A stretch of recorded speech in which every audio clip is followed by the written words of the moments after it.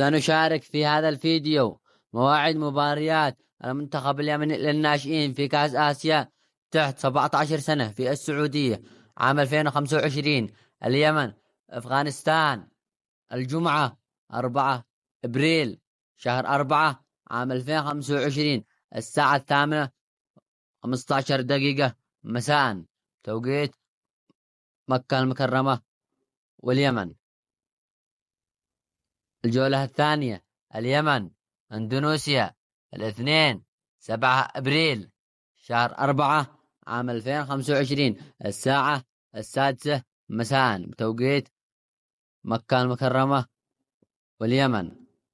اليمن وكوريا الجنوبية، الخميس 10 أبريل شهر 4 عام 2025 الساعة 8:15 دقيقة مساء توقيت مكة المكرمة واليمن.